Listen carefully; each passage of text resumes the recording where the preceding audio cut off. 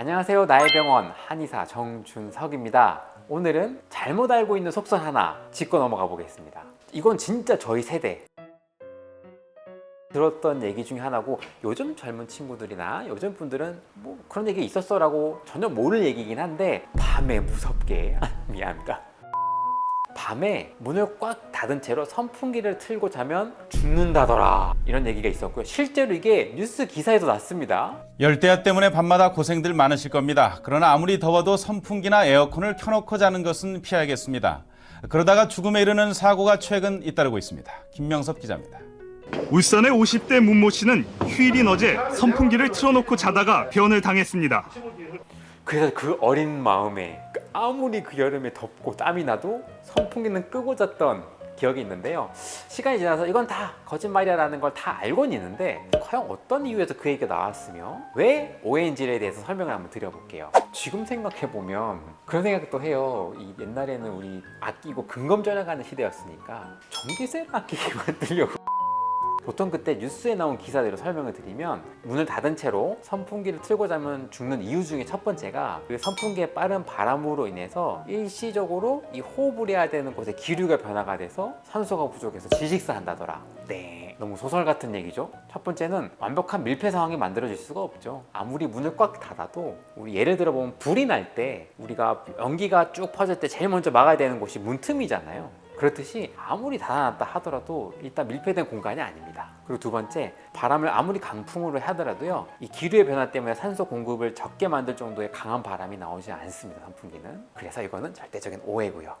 옛날에 진짜 믿었어. 근데 왠지 선풍기가 들어오면 숨이 막힌다 생각했어. 두 번째, 저체온증이 걸려서 사망하게 된다. 요거는 진짜로 믿었었어요. 왜냐면 예를 들어서 뭐 조금 과음을 하시고 음주를 좀 과도하게 하신 분들이 너무 더우니까 선풍기를 튼 채로 그 앞에서 자다 보니 순식간에 체온이 확 떨어지면서 저체온증이 걸린다 라고 했는데, 사실 이것도 조금 믿기 어렵죠. 그렇게 따지면 요즘 에어컨을 트는 시대인데 술 드시고 에어컨 틀고 주무시면 다 돌아가시게요. 이것도 오해 보시면 되고요.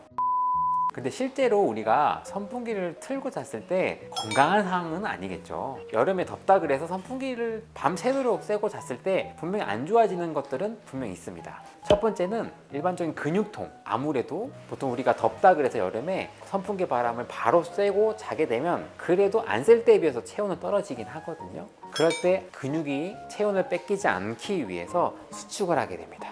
우리가 흔히 생각할 때 선풍기를 트고 자는 자세가 덥다, 시원하다 자다가 추워 이렇게 되잖아요.